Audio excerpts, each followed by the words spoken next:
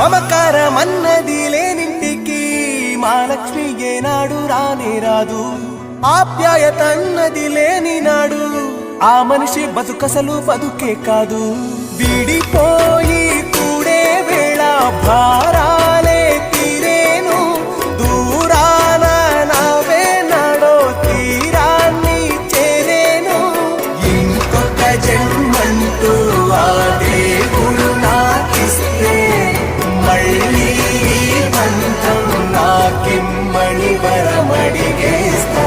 ఎవరేమి అంటున్నా ఎవరేమి చేస్తున్నా అనుబంధమే నాడు